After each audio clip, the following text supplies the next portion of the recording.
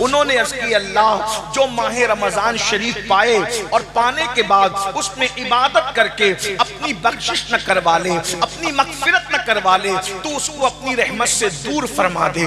پتا چلا اللہ کے رسول علیہ الصلوۃ والتسلیم منبر پہ جا رہے ہیں۔ یوں تو ہم جب منبر پہ جاتے ہیں، ایک عام امام منبر پہ جاتا ہے، اس وقت تو دعا کی قبولیت کا وقت ہوتا ہے، مگر امام الانبیاء منبر پہ جا رہے ہیں، آبروئے منبر پہ جا رہے ہیں، آبروئے منبر پہ تشریف لے جا رہے ہیں، اللہ اکبر، جان ایمان منبر پہ تشریف لے جا رہے ہیں۔ ہر منبر کی آبرو جس کے قدم ناز سے وابستہ ہیں وہ منبر پہ تشریف لے جا رہے ہیں۔ سید الایام ہے، جمعہ دنوں کا سردار ہے، وقتوں کا سردار ہے، اماموں کا سردار ہے، فرشتوں کا سردار ہے، فرشتوں کا سردار دعا کر رہا ہے، اے اللہ جو ماہ رمضان المبارک پائے اور اس میں عبادت کر کے محنت کر کے اپنی بخشش نہ کروا لے تو اس کو اپنی رحمت سے دور فرما دے۔ اس وقت میرے آقا نے آمین فرمایا۔ اللہ کے رسول صلی اللہ علیہ وآلہ وسلم فرماتے ہیں، جمع الجمامل کی روایت ہے، میرے آقا ارشاد فرماتے ہیں ماہ رمضان میں اللہ تبارک و تعالی روزانہ 10 لاکھ بندے کو جہنم سے آزاد کرتا ہے، ان کی مغفرت کرتا ہے۔ کن لوگوں کو؟ اللہ اکبر، جن پر جہنم کا عذاب واجب ہو چکا ہے، اللہ اکبر، یہ 10 لاکھ لوگ۔ اور پھر فرمایا افطار کے وقت اللہ تبارک و تعالی اپنے 60,000 بندوں کی مغفرت فرماتا ہے، اور جب جمعہ کا دن آتا ہے ہر لمحے میں اللہ تعالیٰ 10 لاکھ بندوں کو جہنم سے آزاد کرتا ہے۔ اور جب جمعہ کی آخری گھڑی آتی ہے ماہ رمضان شریف کے اندر تو 24 گھنٹے میں جتنوں کو بخشا گیا ہے ان کی تعداد کے برابر اللہ اپنے بندوں کی مغفرت فرماتا ہے۔ میں نے جس آیہ کریمہ کی تلاوت کی ہے، اللہ تبارک و تعالی اس کے متعلق مجھے حق کہنے، آپ سب کو حق سن کر اس پر عمل کرنے اور اسے عام کرنے کی توفیق عطا فرمائے۔ اچھی طرح سے یاد رکھیں، بہت دھیان سے سنیں، میں بہت دیر گفتگو نہیں کروں گا، علامہ صدیق صاحب تشریف لائیں گے، میں رخصت ہو جاؤں گا، لیکن بہت تھوڑے وقت کے لیے میں حاضر ہوں۔ آپ توجہ فرمائیں، دھیان فرمائیں، اللہ تبارک و تعالیٰ نے بے شمار نعمتیں عطا فرمائی ہے اور اس کی کسی نعمت کا جواب نہیں ہے، اس کی ہر نعمت بے مثال ہے۔ اگر آپ دیکھتے ہیں نسیم سحر کو، نسیم سحر یہ وہ عظیم نعمت ہے جو اللہ اکبر انسان کی صحت کے لیے بے پناہ ضروری ہے۔ شفق کا جمال ہو، افق کی سرخی ہو، بادلوں کا سائبان ہو، زمین کا سبزہ زار ہو، اسی طریقے سے باغ ہو، بہار ہو، ہر نعمت بے مثال ہے۔ آنکھیں اس نے عطا کی ہے، کان اس نے عطا کیا ہے، زبان اس نے عطا کیا ہے۔ اللہ رب العزت نے اچھے ذائقے کے لیے جو ہے منہ کے اندر لعاب عطا کیا ہے، اسی طریقے سے چلنے کے لیے پیر عطا کیا ہے، پکڑنے کے لیے ہاتھ عطا کیا ہے۔ ہر نعمت بے مثال ہے، مگر یاد رکھنا سب سے بڑی نعمت کیا ہے؟ اللہ اکبر، مصطفیٰ جان رحمت صلی اللہ علیہ وآلہ وسلم کے صدقے میں جو سب سے بڑی نعمت ملے گی اسے مغفرت کہتے ہیں۔ اور یاد رکھنا مغفرت جو ہر کسی کے نصیب میں نہیں ہے۔ اس وقت تو پوری دنیا کے اندر 250 کروڑ لوگ کلمہ پڑھتے ہیں، یا 200 کروڑ کی تعداد بھی ہو سکتی ہے، مگر کون جنتی ہے اس کا حتمی طور پر کوئی فیصلہ نہیں کر سکتا، کون جہنمی ہے اس کا حتمی طور پر کوئی فیصلہ نہیں کر سکتا۔ ایک بات یاد رکھنا، برا نہیں ماننا، اس میں بہت سے ایسے بھی ہوں گے جو زمین پہ بیٹھے وہ بخشے جائیں گے، اس میں بہت سے ایسے بھی ہوں گے جو منبر پہ بیٹھے وہ بخشے نہ جائیں، اس لیے کہ بخشش بخشش ہے، مغفرت مغفرت ہے۔ قرآن کہتا ہے فَيَغْفِرُ مَن يَشَاءُ، جس کو چاہیں گے بخشیں گے، اور کہا جاتا ہے وَيُعَذِّبُ مَن يَشَاءُ، جس کو چاہیں گے عذاب دیں گے۔ یاد رکھنا میرے بھائیوں، اگر چاہا جائے گا تو نبی کے بیٹے کو بھی جہنم میں ڈالا جائے گا، اور اگر چاہا جائے گا تو اصحاب کہف کی دہلیز پہ بیٹھنے والے کتے کو بھی جنت عطا کی جائے گی۔ اس لیے یاد رکھو، اللہ نے روزی کا اعلان، روزی کا وعدہ سب کے لیے کیا ہے۔ دوستوں کو بھی روزی دیں گے، دشمن کو بھی دیں گے، اللہ اکبر، باغی کو بھی دیں گے، وفادار کو بھی دیں گے، ابو بکر کو بھی دیں گے، ابو جہل کو بھی دیں گے، فرعون کو بھی دیں گے، موسیٰ کو بھی دیں گے، ابراہیم کو بھی دیں گے، نمرود کو بھی دیں گے۔ روزی سب کو دی جائے گی، معاذ اللہ جو خدا کو گالیاں دیتے ہیں، میرا اللہ کیسا رزاق ہے، کیسا کریم ہے، سبحان اللہ، جو خدا کو گالیاں دیتے ہیں، جو خدا کے وجود کو نہیں مانتے، اللہ انہیں بھی روزی عطا کرتا ہے۔ میں تو یہاں سوچتا ہوں یا اللہ جب تجھ سے ملاقات ہوگی تو کیسا مزہ آئے گا، جب تو نے محمد الرسول اللہ جیسے کریم کو پیدا کیا ہے، تیرا پیدا کیا ہوا کریم ایسا ہے تو پیدا کرنے والے تیرے کرم کا عالم کیا ہوگا، اندازہ تو فرمائے اس کے کرم کا کیا ٹھکانہ ہے۔ تو کریم ہی جو ٹھہرا تو کرم کے کیا ٹھکانے، تو نوازنے پر آئے تو نوازنے زمانے۔ اللہ کے بندو سنو، روزی سب کو دیتا ہے، ہر ایک کو عطا کرتا ہے، چونٹیوں کو بھی روزی دیتا ہے، سمندر کی تہ میں مچھلیوں کو بھی روزی دیتا ہے، وہ ہر ایک کو روزی عطا کرتا ہے، مگر یہ بھی سن لو جس روزی کا وعدہ سب سے کیا ہے مگر مغفرت کا وعدہ کسی سے نہیں کیا ہے۔ اللہ اکبر، وہ چند خوش نصیب ہے جن کو انگلیوں کے پوروں پہ شمار کر سکتے ہو، انہی لوگوں سے چند لوگوں سے مغفرت کا وعدہ ہے۔ اس امت کے اندر اللہ تعالیٰ اپنے حبیب سے فرما رہا ہے تاکہ تمہیں مغفرت کی اہمیت سمجھ میں آئے، بخشش کی اہمیت سمجھ میں آئے۔ سن لو میرے بھائیوں، جن کو مغفرت عطا کر دی گئی اس کو جنت عطا کر دی گئی، اسی لیے ہر مرنے والے کے لیے ہم مغفرت کی دعا کرتے ہیں، مرنے والے کے لیے ایک ہی دعا کرتے ہیں، مغفرت کی دعا کرتے ہیں۔ آپ کو پتا ہے مغفرت کتنی بڑی چیز ہے۔ اللہ کے رسول جو شافعی یوم النشور ہے، جن کے سر پر تاج شفاعت سجایا گیا ہے، جن کے اشارے ابرو سے ہم جیسے کروڑوں بخشے جائیں گے، میرے امام کہتے ہیں ایک میں کیا میرے عیسیٰ کی حقیقت کتنی، مجھ سے 100 لاکھ تو کافی ہے اشارہ تیرا، دل بس خوف سے پتہ سا اڑا جاتا ہے، پلہ ہلکا صحیح بھاری ہے بھروسہ تیرا۔ اللہ کے بندو سن لو، اللہ اپنے محبوب سے جس کے اشارے ابرو پر لوگوں کو بخشا جائے گا، ہر ایک مصطفیٰ جان رحمت کی طرف دیکھ رہا ہوگا، حتیٰ کہ خلیل اللہ کو بھی، کلیم اللہ کو بھی، کلمت اللہ کو بھی مصطفیٰ جان رحمت کی حاجت ہوگی۔ میرے امام کہتے ہیں وہ جہنم میں گیا جو ان سے مستغنی ہوا ہے خلیل اللہ کو حاجت رسول اللہ کی۔ مجھے بتاؤ سب ان سے جنت پائیں گے، سب کی رسائی ان تک ہوگی، ان کی رسائی خدا تک ہے، اس کے باوجود بھی مغفرت کی اہمیت بتانے کے لیے قدرت اپنے محبوب سے کہتی قل، آپ کہیے رب اغفر وارحم وانت خیر الراحمین۔ محبوب سے کہلوایا جا رہا ہے حبیب تم یہ دعا کرو، رب اغفر، اللہ مجھے بخش، میری مغفرت کر۔ حالانکہ حضور کے ساتھ اللہ نے بخشش کا وعدہ کیا، ان کے صدقے میں ان کے اگلے پچھلے بخشے جائیں گے۔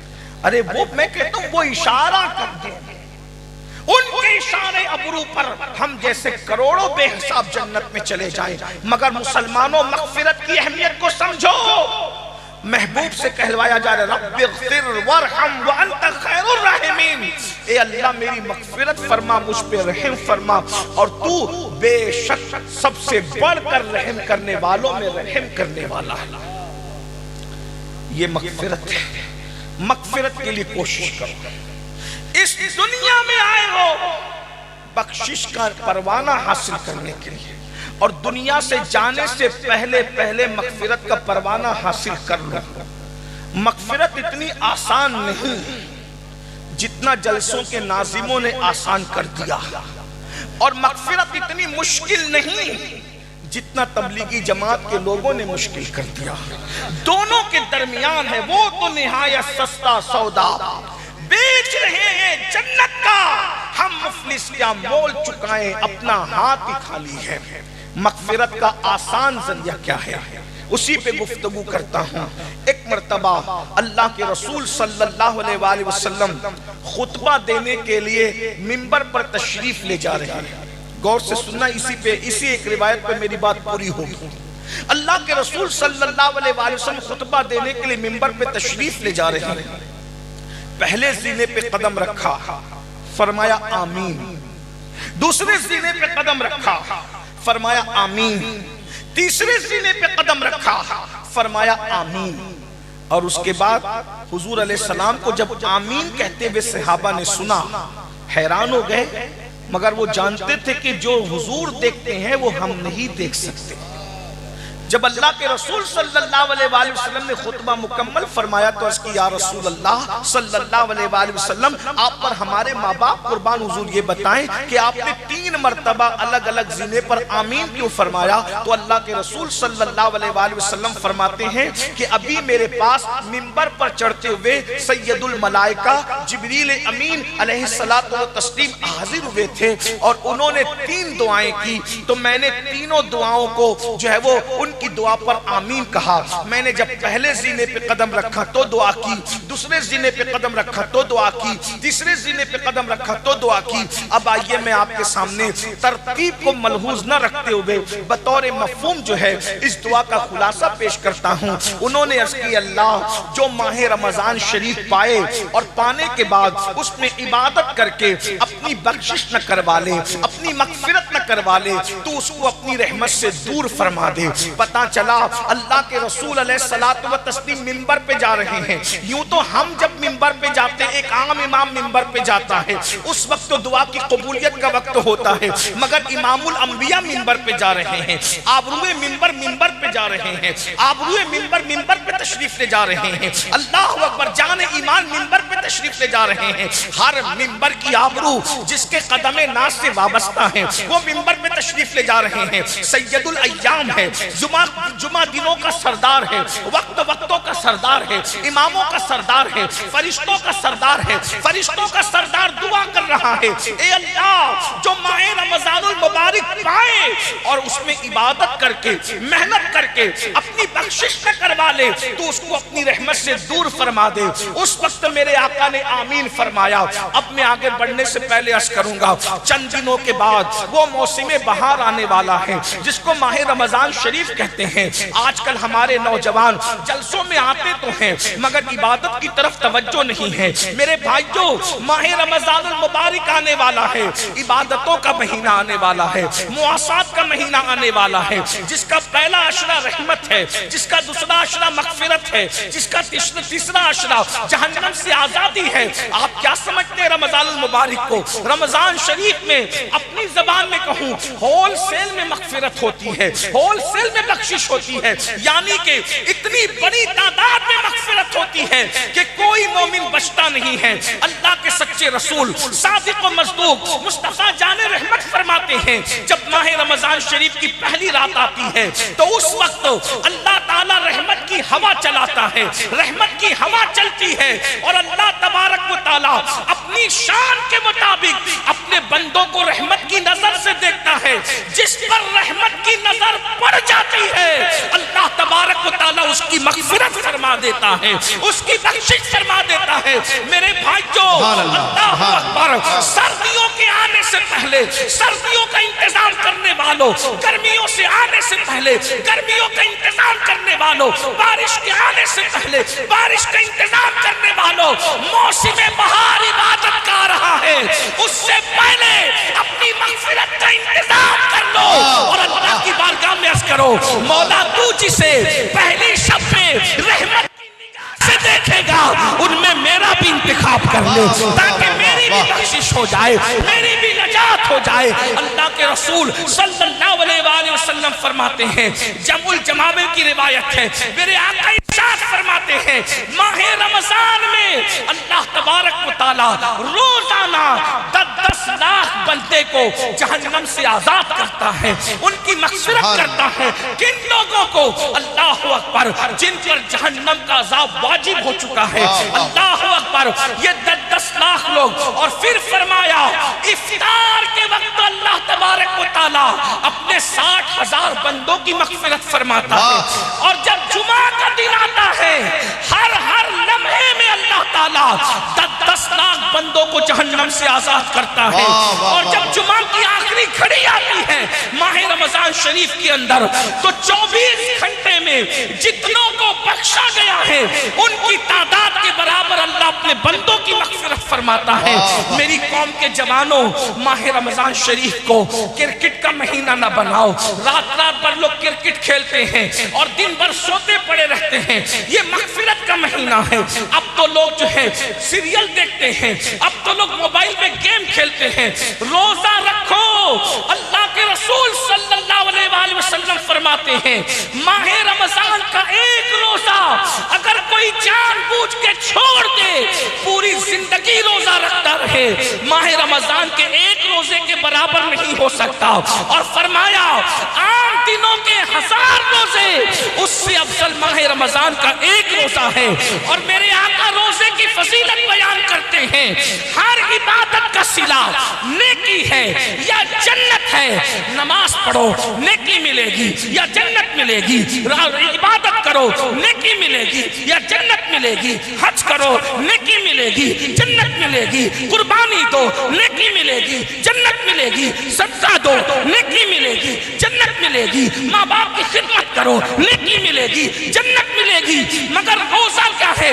میرے آقا فرماتے ہیں اللہ فرماتا ہے روزہ میرے لیے ہے اور میں ہی اس کی جزا ہوں. یعنی روزے دار کو خدا مل جائے گا. آقا ارشاد فرماتے ہیں روزے دار کو 2 خوشیاں نصیب ہوتی ہیں.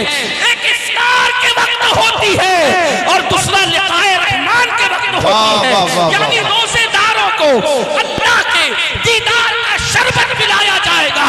افطار کے وقت تو تم ٹھنڈے ٹھنڈے شربت پیتے ہو مگر رب رحمان کے دیدار کا جب شربت پلایا جائے گا اس وقت کیسے مزے آئیں گے.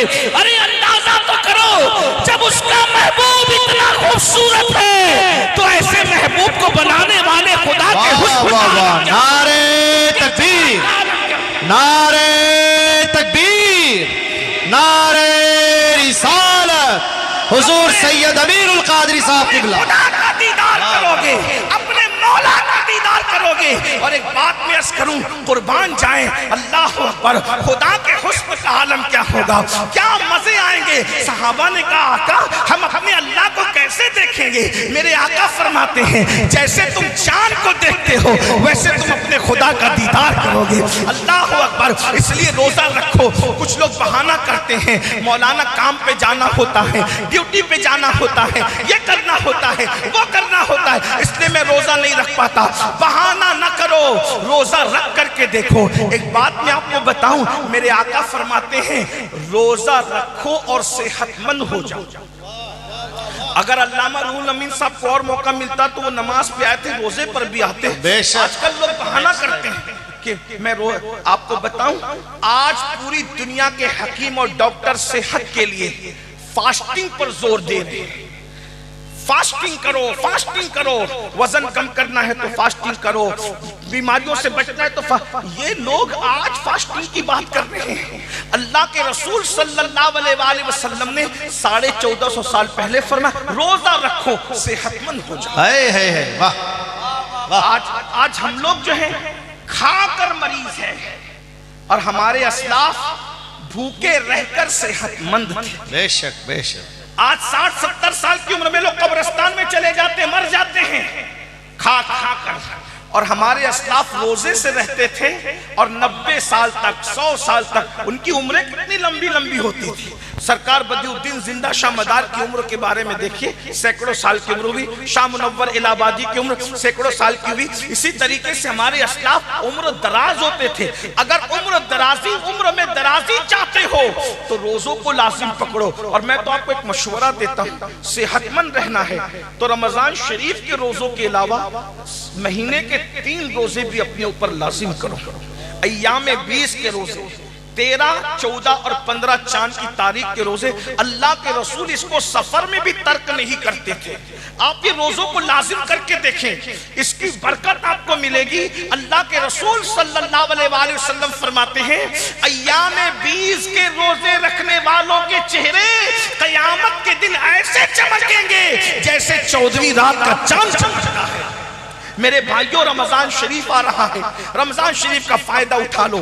اور آپ کو پتا ہے اللہ تعالیٰ، ابھی آپ نے علماء سے سنا ہوگا شب برات میں اللہ کہتا ہے مجھ سے روزی مانگو، مجھ سے دعائیں کر لو، مجھ سے مغفرت۔ یہ شب برات ایک شب برات نہیں، اللہ کے رسول علیہ السلام فرماتے رمضان شریف کی ہر رات میں غروب آفتاب سے لے کر طلوع صبح صادق تک اللہ اپنے بندوں پر خاص تجلی کرتا ہے۔ واہ وہ سبحان اللہ، آسمان دنیا پر نزول اجلال کرتا ہے جیسا کہ اس کی شان ہے، بے شک۔ وہ آنے جانے سے پاک ہے، وہ خاص تجلی فرماتا ہے رمضان شریف کی ہر رات میں، اور وہ کہتا ہے میرے بندو مجھ سے مغفرت مانگ لو میں تمہیں مغفرت عطا کروں، مجھ سے روزی مانگ لو میں تمہیں روزی عطا کروں، مجھ سے رزق مانگ لو میں تمہیں رزق عطا کروں، مجھ سے اولاد مانگ لو میں تمہیں اولاد عطا کروں، مجھ سے دعائیں مانگ لو تاکہ میں تمہاری دعائیں قبول کر لوں۔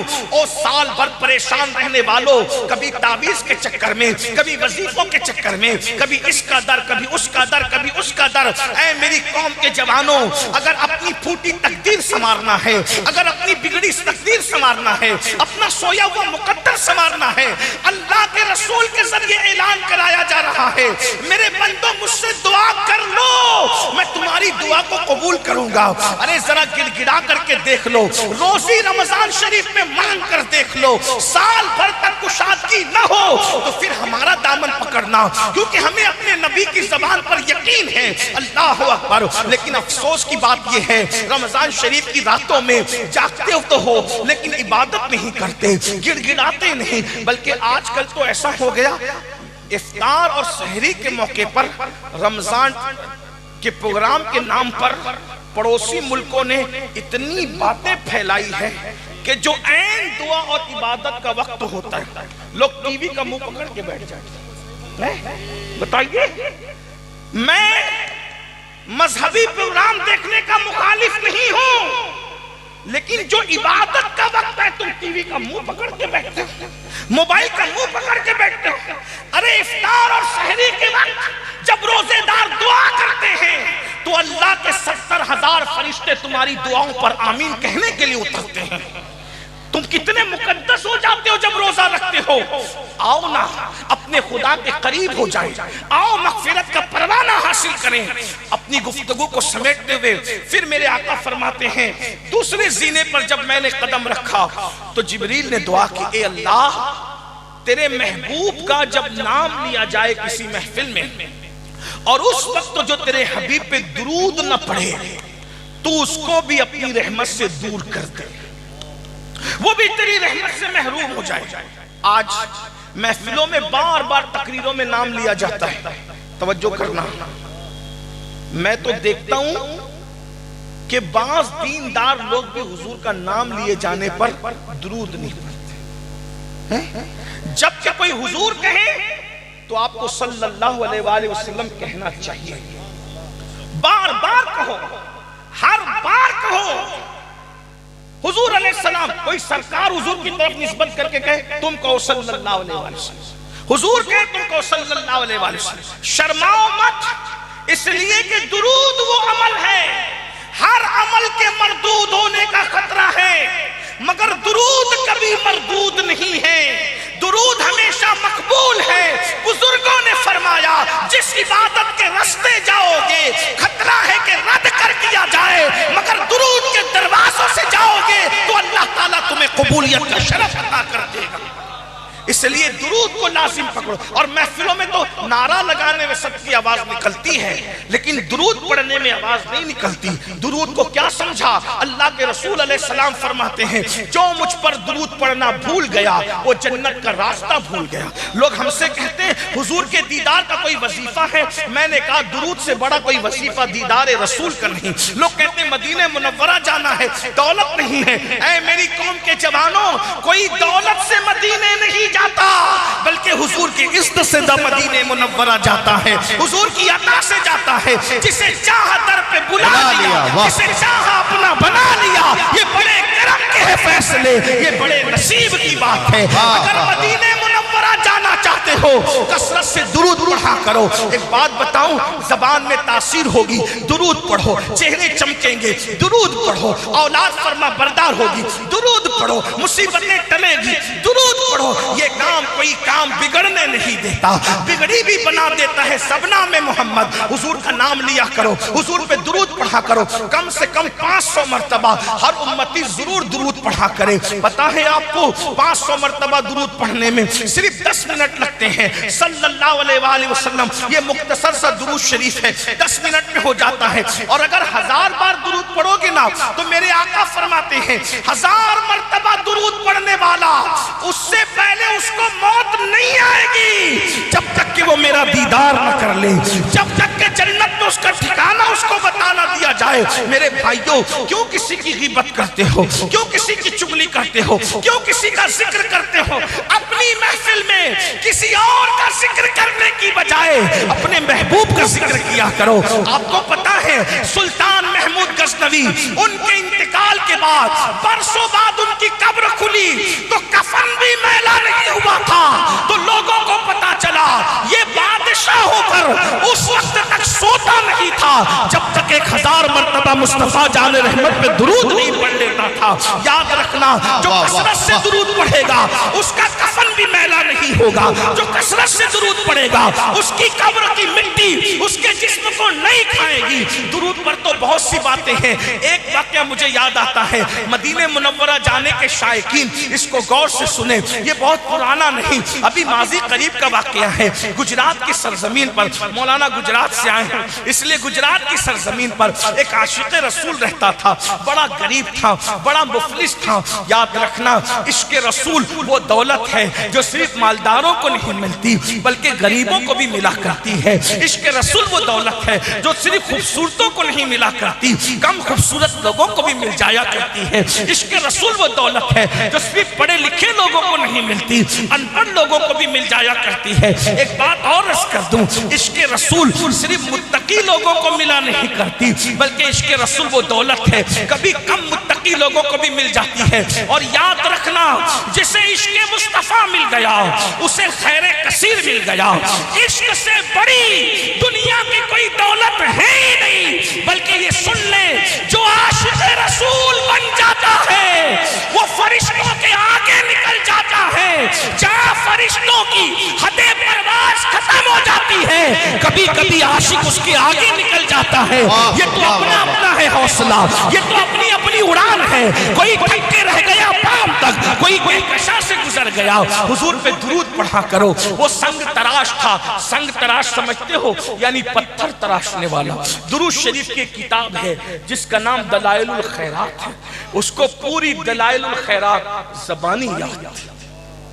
वो दुरूद पढ़ता था और कैसे, जब भी कोई काम शुरू करता था तो पहले दलाइलुल खैरात का एक चैप्टर, एक सबक, एक बाब, उसको 7 हिस्सों में तकसीम किया गया है। बाज़ सूफिया ने उसको 8 हिस्सों में, बाज़ ने उसको 7 हिस्सों में। बहुत खूबसूरत से गए उसने दुरूद शरीफ के। अल्लाह वाले अक्सर उसको विर्द में रखते हैं। मैं अपने बुजुर्गों से गुजारिश करूंगा, हालांकि मैं इनका छोटा भाई, इनका नालैन बरदार हूँ, उलमा से कहता हूँ बहुत मसरूफ रहते हैं, हो सके तो दलाइलुल खैरात शरीफ को अपने ऊपर लाजिम कर। सिर्फ 10 मिनट लगते हैं एक चैप्टर पढ़ने में, और जब आप पढ़ने के आदी हो जाते हैं तो कभी 6 और 7 मिनट में भी निपट जाता है। दुरूद शरीफ की किताब दलाइलुल खैरात को अपने वजीर, इस किताब को पढ़ने वाले वली बने। बहुत बड़ी चीज है ये, बहुत बड़ी चीज। मेरे भाई, जिस दुरूद को पढ़ने से शहद की मक्खियां कड़वे कसीले फूलों को शहद में तब्दील कर देती है, उस दुरूद की बरकत से हमारा कौन सा मसला हल नहीं हो सकता। हुजूर से अपने रिश्ते को मजबूत करना है तो दुरूद पढ़ो, दुरूद दुरूद दुरूद। बल्कि शेख मुहक्किक अब्दुल हक मुहद्दिस देहलवी कहते हैं, दुरूद के रंग में इतना रंग जाओ कि सोते रहो तो भी तुम्हारा दिल दुरूद पढ़ता रहे। दुरूद के फजाइल कभी खत्म नहीं हो सकते। बेशक बेशक। दुरूद फिर दुरूद है, दुरूद सिर्फ दुरूद है। एक बार दुरूद की तरफ आकर के देखो, दुरूद शरीफ पढ़ कर देखो। तो वो संग तराश था, पत्थर तराशने से पहले रोजाना हर एक دوسرا پتھر تراشنا، دوسرا چیپٹر پڑھا، دوسرا باب پڑھا، تیسرا پتھر تراشنا، وہ پڑھتا رہتا تھا، پتھر تراشتا ہے. اور اس کو جب درود پڑھتا ہے نا تو آدمی حضور یاد آتا ہے. اور جب حضور یاد آتے ہیں، حضور کب یاد آتے ہیں؟ میں اکثر کہتا ہوں پہلے وہ ہمیں یاد کرتے ہیں پھر وہ ہمیں یاد آتے ہیں. سلی گڑی والوں وہ تو ہمیں ہمیشہ یاد ہی کرتے ہیں. یہ تو اور بات ہے کہ ہم انہیں بھول گئے. جو نہ بھولا ہم فقیروں کو رضا، یاد اس کی اپنی عادت کیجیے. حضور کو یاد کرتے رہو. پھر دیکھو نصیبہ کیسے چمکتا ہے. کیا ہوا؟ رو رہا ہے حضور کی یاد میں رو. اور حضور کے عشق میں رونے سے بڑی بھی کوئی عبادت نہیں ہے. بہرحال روتے روتے آنکھ لگی تو کیا دیکھا؟ ایک تخت بچھا ہے. اللہ کے رسول اس کے خواب میں تشریف لائے اور اس سے کہتے ہیں اے نوجوان، میرے گنبد کا کنگرہ ٹوٹ گیا ہے، تم آؤ اور آ کر اس کو تعمیر کرو. یہ دیوانہ جیسے یہ حضور کی طرف سے دعوت سنتا ہے خواب میں آنکھ کھل جاتی ہے اور پورا گھر خوشبو سے معطر تھا. دیوانے نے آؤ دیکھا نہ تاؤ دیکھا، جھولا اٹھا کر کندھے پہ ڈالا اور بندرگاہ کی طرف چل پڑا. نہ ٹکٹ ہے نہ پیسے ہیں. اس زمانے میں ویزا اور پاسپورٹ کا سسٹم نہیں تھا. اللہ اکبر. وہ نکلا تو کیا دیکھا؟ ایک جہاز ہے جو جدہ کی طرف جا رہا ہے، مگر ملاح کے لاکھ کوشش کرنے پر وہ جہاز آگے بڑھنے کو تیار نہیں ہے. اللہ اللہ. اندازہ تو فرمائے میرے نبی کے اختیار پھر اختیار ہے. ارے جو ہواؤں کو روک دے، جو چاند کے ٹکڑے کر دے، سو سورج کو پلٹا دے، اس کے لیے جہاز کو روکنا کون سی بڑی بات ہے. اللہ اللہ. میرے نبی کے اختیار کا عالم تو یہ ہے جہاں میں ان کی چلتی ہے وہ دم میں کیا سے کیا کر دے. جہاں میں ان کی چلتی ہے وہ دم میں کیا سے کیا کر دے. زمین کو آسماں کر دے، سریا کو سرا کر دے. زمین کو آسماں کر دے، سریا کو سرا کر دے. اللہ اللہ. جہاز رکا ہے، کوششیں ہو رہی ہے، جہاز آگے بڑھنے کو تیار نہیں. اللہ اکبر. اس دیوانے کو بوجھل قدموں سے لوگوں نے جہاز کی طرف آتا دیکھا. ملاح نے کہا کہ کوئی نورانی صورت والا ایک اللہ کا فقیر معلوم ہوتا ہے، اسی لیے شاید جہاز نہیں چل رہا ہے. اس سے پوچھا کدھر کا ارادہ ہے؟ اس نے کہا مدینے جانا ہے. جہاز جدہ جا رہا تھا، اس نے کہا مدینے جانا ہے. عاشقوں کی طبیعت یہی ہے، کعبے کا نام تک نہ لیا، طیبہ ہی کہا. جس نے کہا تھا مجھ سے کہ نہضت کدھر کی ہے، اس کے طفیل حج بھی خدا نے کرا دیے. اصل مراد حاضری اس پاک در کی ہے. مدینے جانا ہے، مدینے جانا ہے. آؤ بیٹھو. جیسے ہی جہاز کے اندر اس عاشق کو بٹھایا، تھوڑی سی حرکت پر جہاز چلنے لگا. اب ذرا توجہ کرنا. عاشق سر جھکا کر بیٹھا ہے. دن تیزی کے ساتھ گزرتے نہیں ہیں، اس لیے کہ ہجر کے لمحات بہت جلدی نہیں گزرا کرتے، وصل کے لمحات بہت تیزی سے گزرتے ہیں. آپ جانتے ہیں ہم جیسے گرے پڑے لوگ مدینے منورہ جاتے ہیں تو دل چاہتا ہے کہ اڑ کر کے چلے جائیں. وہ تو بہت بڑا عاشق تھا، وہ تو سچا عاشق رسول تھا، اس کے لیے بہت بار ہو رہا تھا.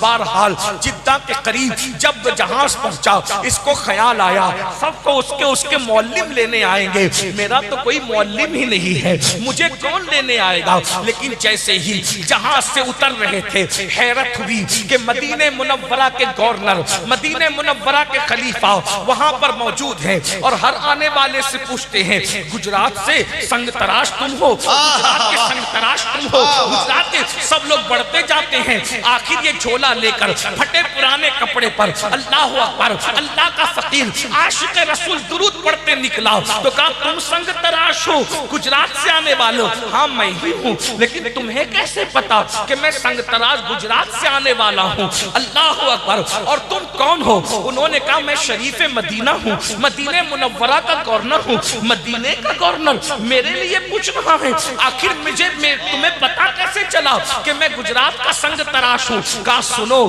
خواب میں مصطفیٰ جان رحمت تشریف لائے تھے اور میرے آقا نے فرمایا شریف مدینہ اگر مجھے اپنا مہمان بنانا چاہتے ہو تو میرا ایک عاشق سنگ تراش گجرات سے آ رہا ہے، اس کی خدمت کرنا گویا تم نے میری نعرہ تکبیر مہمان بنا جانا، واہ واہ واہ تم نے مجھے اپنا مہمان بنا لیا۔ اللہ اکبر، عاشق سوچ رو پڑا، میں تو سوچ رہا تھا مجھے جدہ سے کون لے جائے گا، مگر وار مصطفیٰ جان رحمت تمہاری مہمانی پر قربان، تمہاری شان میزبانی پر قربان۔ وقت کے تاجدار کو ایک فقیر کے لیے ساحل سمندر پہ کھڑا کر دیا، اور اس کے بعد شریف مدینہ پورے ٹھاٹ باٹ کے ساتھ اس عاشق رسول کو مدینہ منورہ لے جاتا ہے۔ یہ کھا لے، یہ کر لے، وہ کر لے، کچھ نہیں، میں جس کام کے لیے آیا ہوں اسی کام سے مجھے جانا ہے۔ کیا کام سے آئے ہو؟ حضور نے فرمایا میرا کنگرا ٹوٹ گیا ہے گنبد کا، تمہیں تعمیر کرنا ہے۔ ارے کروڑوں امتیوں میں کنگرے کی تعمیر کے لیے نگاہ کس پہ پڑ رہی ہے؟ درود پڑھنے والے عاشق پہ پڑ رہی ہے، حضور کے ڈنکے بجانے والے عاشق پہ پڑ رہی ہے۔ اللہ اکبر، وہ پھر عاشق رسول غسل کرتا ہے، اپنے پھٹے پرانے کپڑے پہنتا ہے اور ساز و سامان لے کر گنبد کی طرف چڑھتا ہے۔ ہائے ہائے، ہزاروں اقطاب و ابدال نگاہوں سے جس گنبد کو بوسہ دیتے ہیں، اس گنبد پہ چڑھنے کا شرف جسے نصیب ہو رہا ہے وہ گجرات کا ایک معمولی سا سنگ تراش ہے۔ اندازہ تو فرمائے، کمر میں رسی باندھ کر وہ چڑھا، اس کے بعد اس نے گنبد کا کنگرا تعمیر کیا۔ سب انتظار میں کھڑے تھے، چلو آئیں گے تو خدمت کریں گے، آئیں گے تو میزبانی کریں گے، آئیں گے تو مہمان نوازی کریں گے۔ لیکن جب کنگرا تعمیر ہوا وہ گنبد پہ لپٹ گیا، اس کی گردن ڈھلک گئی، لوگ انتظار کر رہے تھے آؤ تو خدمت کریں، آؤ تو خدمت کریں۔ جب دیر تک کوئی آواز نہ آئی تو خادموں کو اوپر چڑھایا گیا، تو لوگوں نے بتایا اس کی تو روح قفس انصری سے پرواز کر چکی ہے۔ جب تیری یاد میں دنیا سے گیا ہے کوئی، جان لینے کو دلہن بن کے قضا آتی ہے، اس کی قسمت پہ فدا تخت شہید کی راحت، خاک طیبہ پہ جسے چین کی نیند آئی ہو۔ دیکھو درود نے اس کو کہاں پہنچا دیا۔ اس لیے جب بھی حضور کا ذکر ہو صلی اللہ علیہ وآلہ وسلم کہا کرو، حضور پہ درود پڑھا کرو۔ واجب کتنی مرتبہ ہے، فرض کتنی مرتبہ ہے، میں اس میں نہیں الجھانا چاہتا۔ میں تو کہتا ہوں ہم عشق کے بندے ہیں، جب جب یار کا نام لیا جائے تب تب حضور پہ درود پڑھا جائے، جب جب یار کا نام لیا جائے حضور پہ درود پڑھا جائے۔ تیسری اور آخری بات اللہ کے رسول فرماتے ہیں، جب میں تیسرے زینے پہ میں نے قدم رکھا تو جبریل نے کہا یا اللہ، جو اپنے ماں باپ میں سے کسی کو بڑھاپے میں پائیں، ایک کو یا دونوں کو، اور ان کی خدمت کر کے وہ اپنے اوپر جنت لازم نہ کر لیں تو ان کو بھی اپنی رحمت سے دور کر دیں۔ حضور فرماتے میں نے اس پہ بھی آمین کہا۔ آج ماں باپ مسئلہ کشمیر بنے ہوئے، ماں باپ کی طرف توجہ نہیں ہے، ماں باپ کی اہمیت بھی نہیں ہے، ماں باپ سے تعلق بھی قلبی نہیں ہے، بلکہ حالات یہ ہیں اگر پکنک پر جانا ہو، پارٹی میں جانا ہو، دوستوں کے ساتھ کھیل کود کے لیے جانا ہو، کافی پی رہے ہیں، چائے پی رہے ہیں، کھانا کھا رہے ہیں، تو ہر دوست اپنی جیب سے پیسے نکالتا ہے یا کارڈ نکالتا ہے، میں بل دوں گا، میں بل دوں گا، میں بل دوں گا۔ اور جب ماں باپ دواخانے میں اور ہاسپٹل میں ایڈمٹ ہوتے ہیں تو چاروں بھائی آپس میں لڑتے ہیں، پانچوں بھائی آپس میں لڑتے ہیں، تو بل دے گا تیری ماں نہیں ہے، تو بل دے گا تیرا باپ نہیں ہے۔ آپ سے پوچھتا ہے جو ماں باپ جنت کی تمہارے لیے، آج ان ماں باپ سے تم دور ہو۔ جنت کو جنگلوں میں جلسوں میں تلاش کرنے والوں، جنت نہ جنگلوں میں ملے گی نہ جلسوں میں ملے گی، جنت تو تمہارے گھر میں تمہارے ماں باپ کی شکل میں موجود ہے۔ واہ واہ، بے شک بے شک۔ چند دنوں پہلے سوراشٹر گجرات کے علاقے میں گیا تھا، وہاں کے لوگ سیدوں سے بہت پیار کرتے ہیں، وہ بالکل بارڈر کا جو علاقہ ہے، باڑمیر وغیرہ کا علاقہ، کئی فٹ دور جوتے اور چپل اتار کر پھر سیدوں سے ملنے آتے ہیں اور بغیر نظر کے کوئی نہیں ملتا۔ میں خوش ہوا، لیکن میں نے ان سے کہا جتنے جوتے چپل اتار کر کے تم ہم سے مصافحہ کر رہے ہو، ہاتھ چوم رہے ہو، پیر چوم رہے ہو، میں دعا دیتا ہوں اللہ تمہاری نسلوں کو آباد رکھے، لیکن جو رویہ ہمارے ساتھ ہے کیا یہی رویہ تمہارا تمہارے ماں باپ کے ساتھ بھی ہے؟ واہ واہ واہ واہ۔ ابھی علامہ روح الامین صاحب تشریف لائے، علامہ نذیر صاحب، یہ سید مفتی سید احمد کبیر صاحب اور بھی علماء ہیں، ہم بھی آئیں، مولانا صدیق صاحب، علامہ صدیق صاحب بھی۔ آپ کی سب کی تمنا یہ ہے ایک بار مصافحہ، جی ایک بار مسافر ہاتھ چومنا ہے، میں اس پہ کبھی لوگوں کو منع بھی نہیں کرتا، ٹھیک ہے، ویسے ہاتھ چومنے کے بڑی تاریخی نشانات ہاتھوں پر موجود ہیں، اللہ اکبر، مجھے اس پہ غصہ بھی نہیں، اور میں تو کہتا ہوں بزرگوں کے ہاتھ چومنے کا موقع ملے تو چوم لو، کیونکہ امام حسن بصری کے ایک بادشاہ نے ہاتھ چومے تھے، اللہ نے صرف ہاتھ چومنے پہ اس کو جنت دی، اللہ سبحان اللہ۔ لیکن میں یہاں آپ سے سلیگوڑی والوں اور اپنے نوجوانوں سے، اپنی مائیں اور بہنوں سے پوچھتا ہوں کہ آپ سیدوں کے ہاتھ چومنے کے لیے، علماء کے ہاتھ چومنے کے لیے ایک دوسرے پہ گر پڑتے ہو،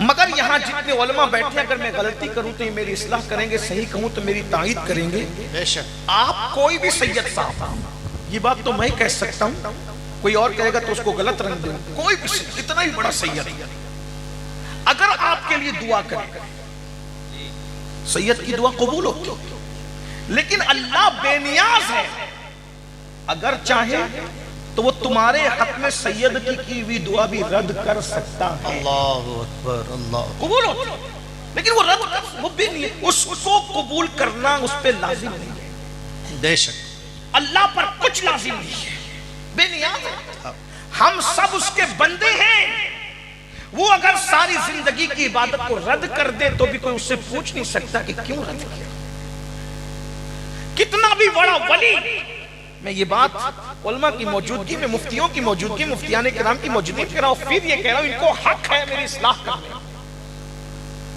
کتنا بھی بڑا ولی اگر دعا کرے اللہ بے نیاز ہے، ولیوں کی دعا وہ قبول کرتا ہے، لیکن اگر چاہے تو وہ ولی کی دعا جو آپ کے حق میں ہو رہی وہ رد بھی کر سکتا ہے، وہ کر سکتا ہے، پوسیبل ہے، ممکن ہے، کیونکہ وہ بے نیاز ہے، وہ بے نیاز ہے میرے بھائی، جب اس نے کسی ہزاروں سال عبادت کرنے والوں کی عبادت کو رد ہی نہیں کیا بلکہ اس کے گلے میں لعنت کا توق ڈال دیا، بلام و باور کا انجام کیا ہوا؟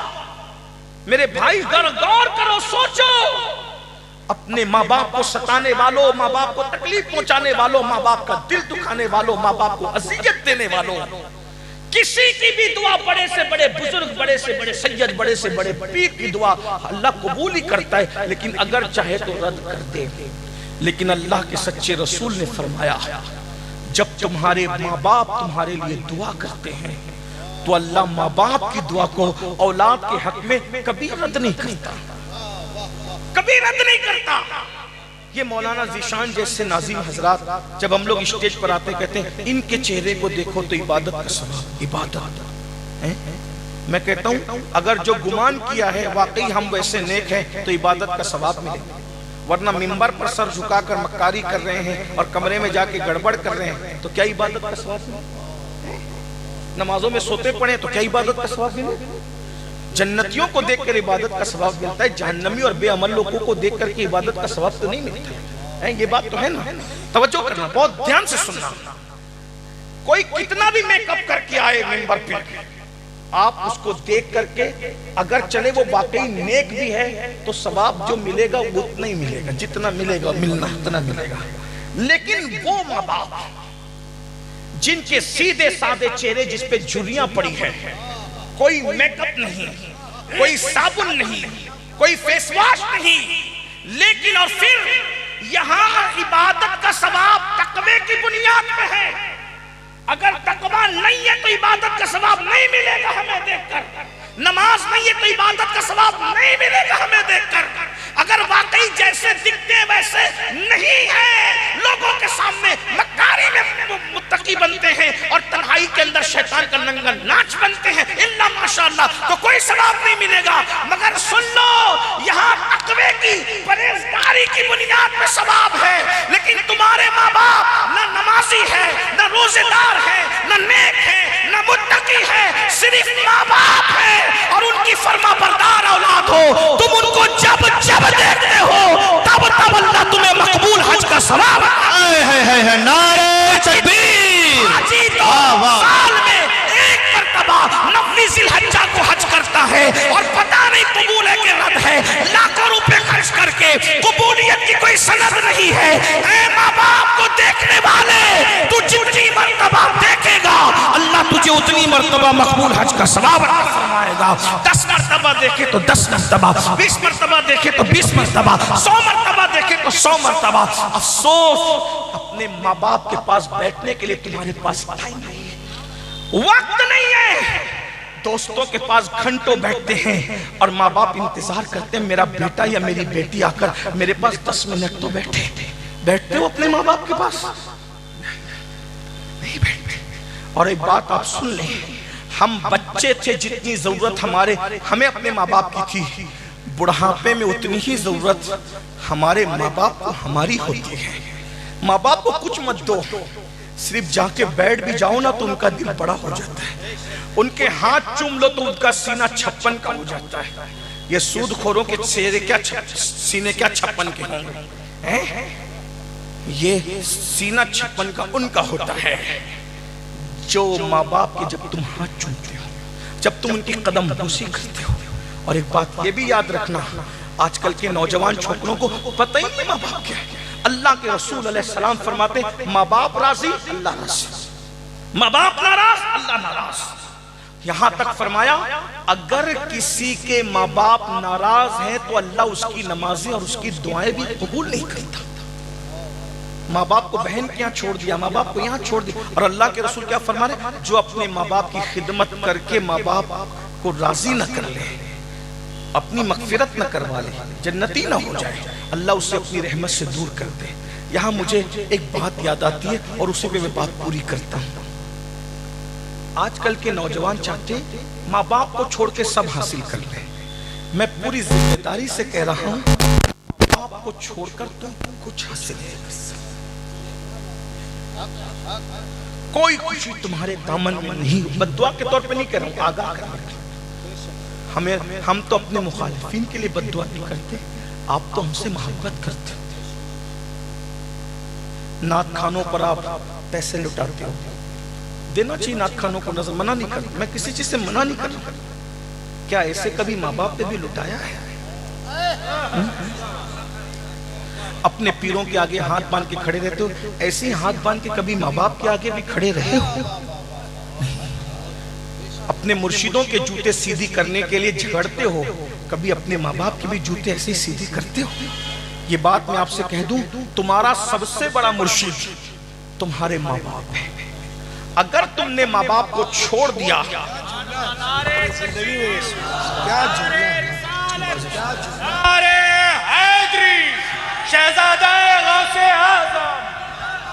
میرے بھائی اپنے ماں باپ کے تم جوتے کبھی سیدھے نہیں کرتے. اپنے ماں باپ پیروں کو بلاؤ گے تو دیسی کھینے میں دیسی گھی میں کھانا پکاؤ گے. پکاؤ, مجھے منع نہیں, میں منع نہیں کر رہا ہوں کسی چیز پہ. لوگ برا مان, میں کیوں منع کروں گا؟ میں کہتا ہوں وہ بھی کرو, لیکن پہلے نمبر پہ تمہارا سب سے بڑا پیر تمہارے ماں باپ ہے. اگر آپ نے کسی کی مرید نہیں ہو, ایک بات یاد رکھنا, اگر پیر کامل نہیں ہے تو وہ آپ کو خدا تک نہیں پہنچا سکتا. لیکن ماں باپ کامل نہ بھی ہو, نہ متقی ہے نہ پرہیزگار ہے, اگر وہ دعا کر دیں, دعا کر دیں, پیر کے خدا تک پہنچانے کے لیے کامل ہونا ضروری ہے. لیکن ماں باپ بے نمازی ہیں, شرابی ہیں, جواری ہیں, کچھ بھی ہے, ان کی دعا لگ گئی تو جہاں تک پیر نہیں پہنچا سکتا اس کی آگے تمہیں ماں باپ کی دعا پہنچا. میں اپنی پوری گفتگو کا ذمہ دار اکیلا ہوں, میں اپنی پوری ذمہ داری سے عرض کر رہا ہوں. یاد رکھنا, ماں باپ کو گھر کا کچرا سمجھنے والوں, آج ماں باپ مسجد کے سینے پہ بیٹھ کر بھیک مانگ رہے ہیں. آج ماں باپ سڑکوں پر بھیک مانگ رہے ہیں. مسلمانوں, مصطفیٰ جان رحمت کے امتیوں کا یہ حال ہو گیا کہ وہ کتوں کو تو بستر میں لے کے سو رہے ہیں اور ماں باپ کی کھٹیا کو گھر کے باہر کر دیا ہے. اللہ اکبر, جس دن تمہیں ماں باپ کی اہمیت سمجھ میں آئے گی اس دن یہ چہرے رخصت ہو چکے ہوں گے. آج یہ ایک فقیر بے نوا کے دل کی صدا ہے. تقریر تو آپ سن چکے علامہ صاحب سے, میں کوئی مقرر ہی نہیں ہوں, یہ صرف ایک فقیر بے نوا کی آواز ہے. اپنے ماں باپ کی قدر کر لو.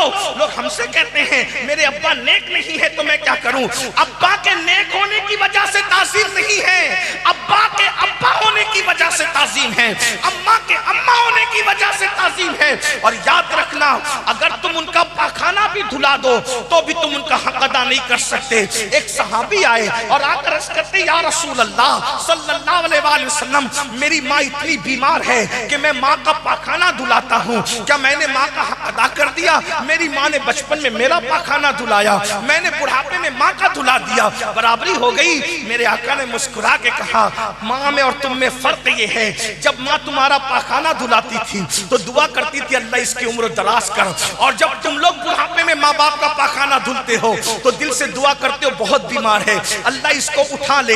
دونوں کی سوچ میں فرق ہے. یاد رکھنا ماں باپ بستر پہ ہوں, ہنسنے کی بات نہیں میرے جوانوں, ماں باپ بستر پہ ہوں تمہارے لیے بہت بڑی نعمت ہے. ان کی دعائیں ولایت کے مقام تک پہنچا سکتی ہے, ان کی دعائیں تمہاری مصیبتوں کو دور کر سکتی ہے. کہاں کہاں دھکے کھا رہے ہو, تعویذ سے قسمت بدلنا چاہتے ہو, یاد رکھنا سب سے بڑا تعویذ تمہارے گھر میں ہے. وہ جب ہاتھ اٹھا دے, اللہ کے رسول فرماتے ہیں پوری کائنات کسی کے لیے دعا کرے اور اکیلی ماں اس کے لیے بد دعا کرے, پوری کائنات کی دعا رد کر دی جائے گی, اکیلے ماں کی دعا قبول کر لی جائے گی. اور پوری کائنات دعا کرے, اکیلے ماں اس کے لیے بد دعا کرے, پوری کائنات کی دعا اللہ اکبر رد کر دی جائے گی, ماں کی بد دعا قبول کر لی جائے گی. ہزاروں سال کی محنتیں وہاں تک نہیں پہنچا سکتی جہاں ماں باپ کی دعا پہنچاتی ہے. دعا لے لو, اپنے ماں باپ کو خوش کرو, اپنے ماں باپ کو راضی کرو. ایک بات بتاؤں, ماں کتنا پیار کرتی ہے اپنے بچوں سے, باپ کتنا. ایک باپ اپنا پورا شباب اپنے بیٹے کے لیے قربان. یہ جو جوان ہوئے ہو نا, ماں باپ کو آنکھیں دکھاتے ہو جوان, اس میں باپ نے پورا شباب نچوڑا ہے, پورا شباب. نہ سردی دیکھا, نہ گرمی دیکھا, نہ برسات, کچھ نہیں دیکھا. آج تو مال کی فراوانی ہے, آج سے 20-30 سال پہلے ہندوستان میں اتنا مال نہیں تھا. اکثر لوگ غریب تھے, چند لوگ مالدار تھے 50 سال پہلے. ہاں بستروں پہ پیشاب کرنے والوں, تمہارے گیلے بستر پہ ماں باپ سوتے تھے اور تمہیں اپنے سینے دے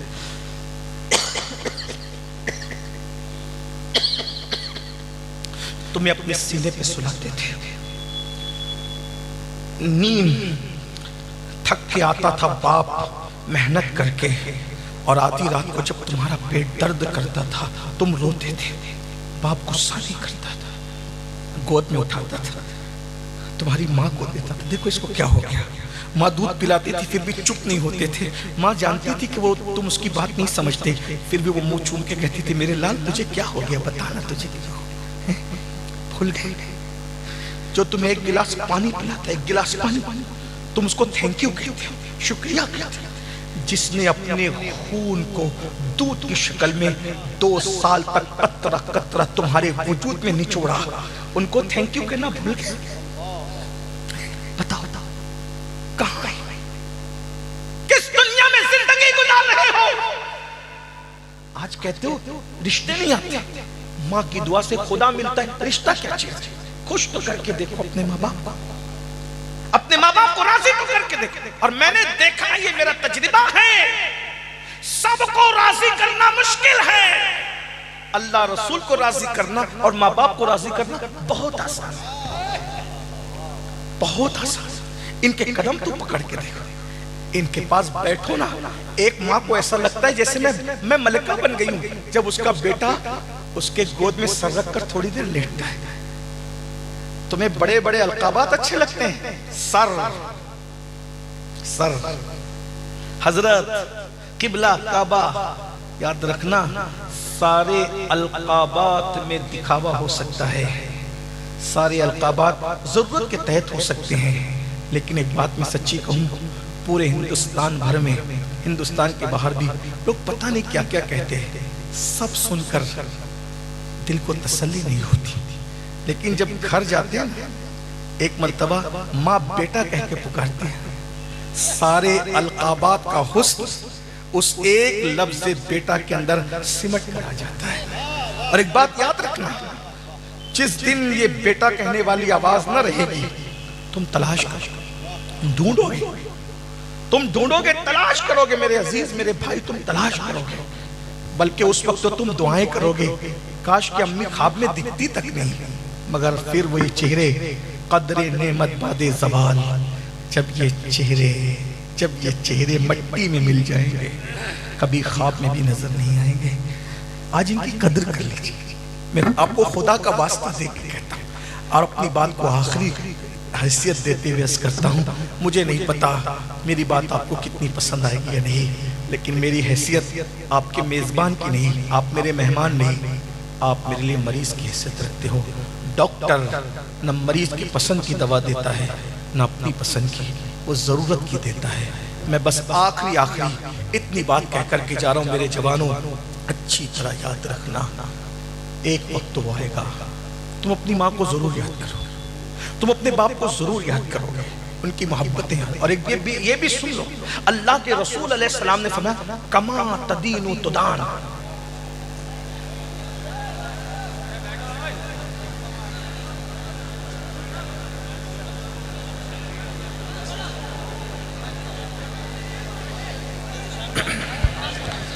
سید صاحب واز فرما رہے ہیں یہ سسٹم ٹھیک نہیں ہے, یہ طریقہ اچھا نہیں ہے.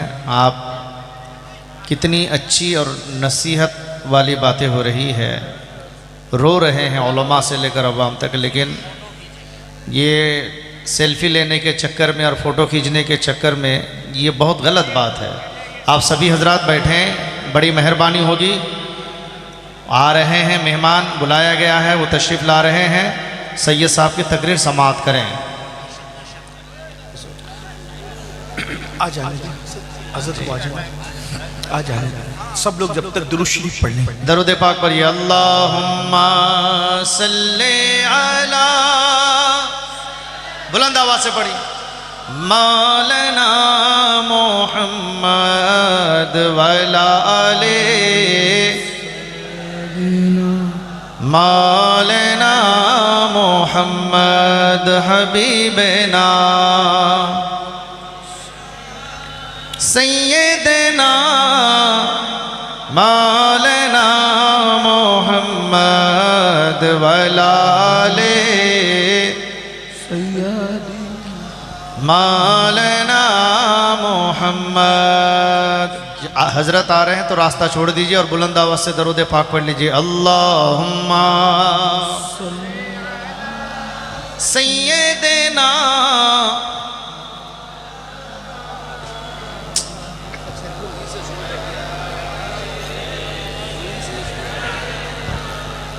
مولانا محمد حبیبنا,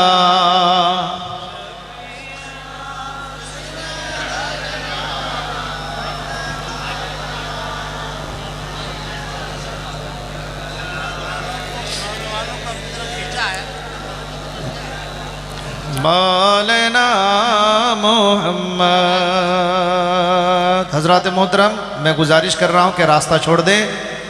جناب حضرت علامہ و مولانا صدیق حسن صاحب جھارکھنڈی بابا, آپ کی فرمائش پر حضرت علامہ و مولانا نذیر عالم صاحب نے آپ کے سامنے روبرو کرانے کے لیے ممبر نور پر لا رہے ہیں. اور یہ میں ادب اور احترام کے ساتھ سبھی نوجوانوں سے اور والنٹیئر حضرات سے, رضاکار حضرات سے گزارش کروں گا کہ ان کو اوپر تیزی کے ساتھ لائیں. سید صاحب کی تقریر ہو رہی ہے, تقریر اور رکی ہوئی ہے, یہ بہت بڑی بات ہے. میرے خیال سے یہ نہیں ہونا چاہیے تھا. ایک آل رسول ممبر نور پر تشریف فرما ہے. علماء سے گزارش کروں گا کہ راستہ چھوڑ دیں, ان کو آنے دیں. ایک بار نعرہ لگا لیجئے, نعرہ تکبیر. بلند آواز سے جو جہاں ہے بیٹھ جائے. نعرہ تکبیر, نعرہ رسالت. یادگار اولیاء کانفرنس حضور سید امین القادری صاحب قبلہ, علماء اہل سنت, آپ لوگ اپنی جگہ بیٹھ جائیں, حضرت کی تقریر سماعت کریں. یہ دیکھیے آپ کے سامنے جھارکھنڈی بابا تشریف لا چکے ہیں, ان کی تقریر بھی آپ کو سماعت کرنی ہے. حضور سید امین القادری صاحب کی تقریر سماعت کریں. ہو گیا بھائی, ڈھائی بجے تک کا ٹائم تھا میرا, اور 2:02 ہو رہے ہیں, اور علامہ صاحب تشریف لا چکے ہیں, علامہ صدیق صاحب قبلہ. اب یہ ان کا ٹائم شروع ہو رہا ہے, اس لیے جو ہے میں اپنی گفتگو کو یہاں پر تمام کرتا ہوں.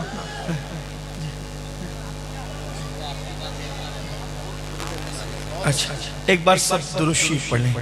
رب درود شریف پڑھیں سب لوگ.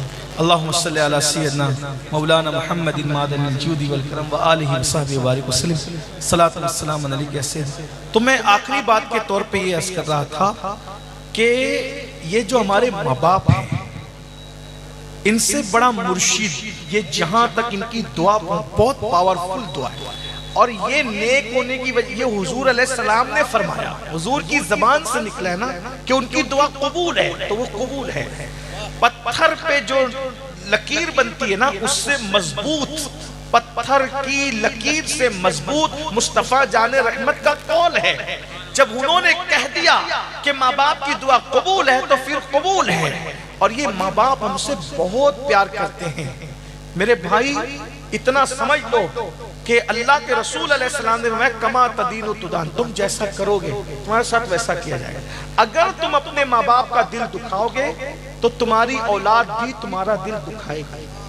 اگر تم ان کو تڑپاؤ گے تو تمہاری اولاد بھی تمہیں تڑپائے گی.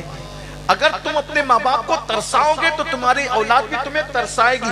بلکہ صرف صوفیہ تو یہاں تک فرماتے ہیں کہ ہر بندے کو مرنے کے بعد اس کے عمل پر عذاب دیا جاتا ہے، مگر ماں باپ کا گستاخ بے ادب اور دل دکھانے والا دنیا ہی میں ذلیل ہو کے مرتا ہے.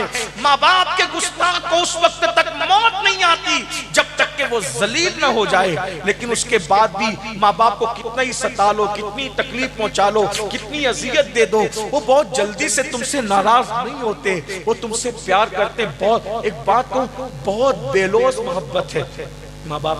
ہر بندہ ہماری صفت سے محبت کرتا ہے، اس پہ دھیان دینا. توجہ ہے.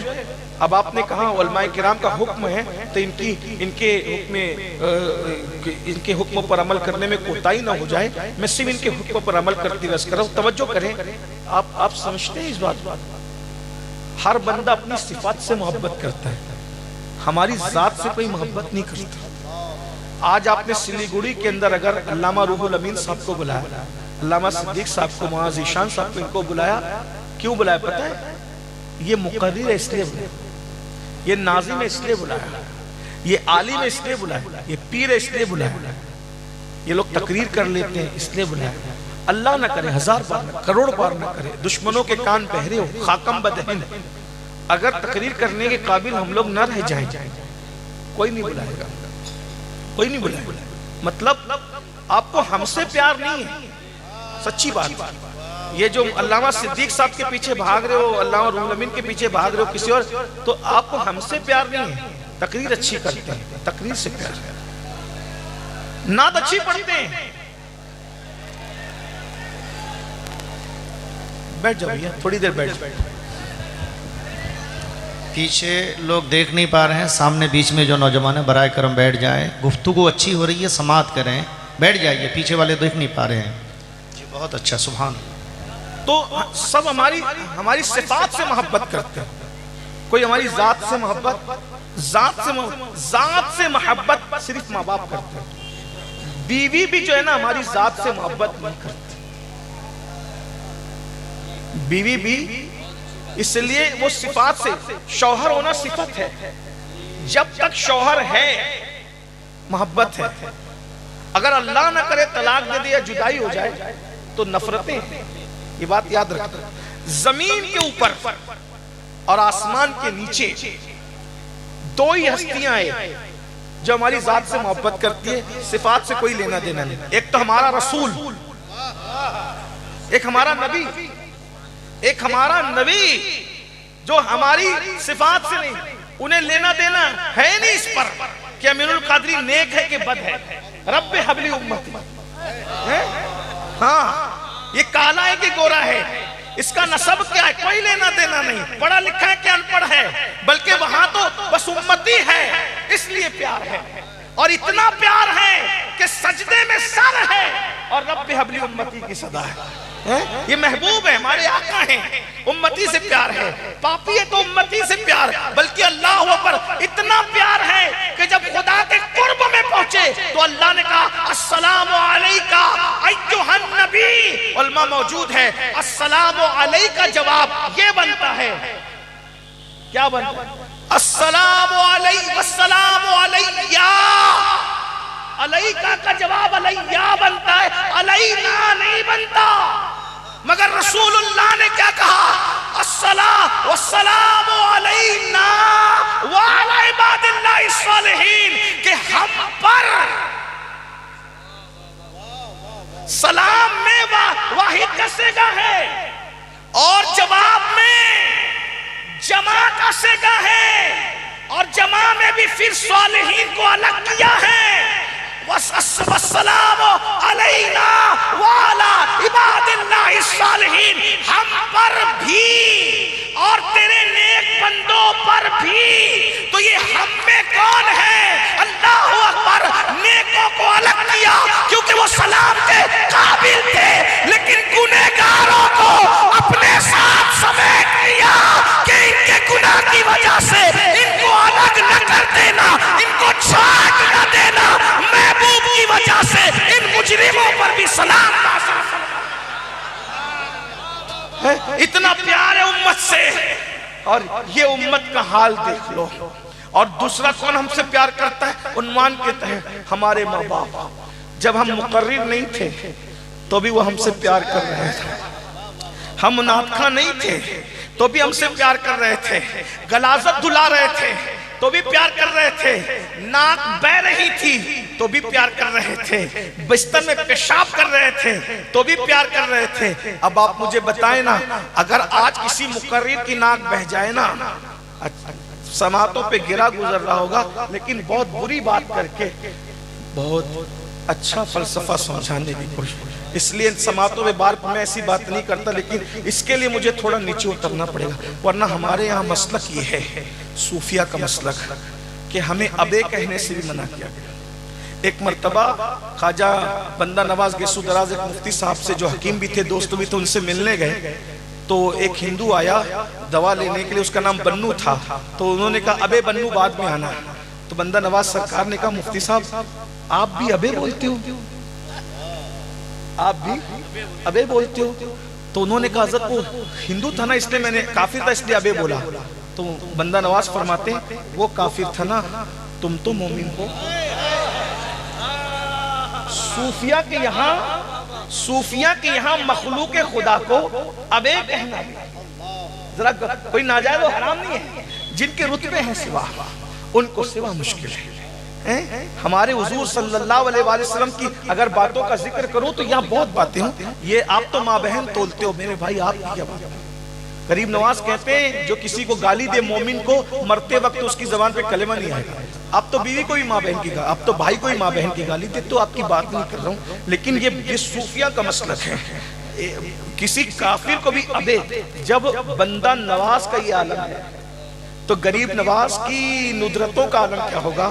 اور جب غریب نواز اتنے بے مثال ہے تو رسول اعظم مصطفیٰ جان رحمت کی زبان کا عالم کیا ہوگا؟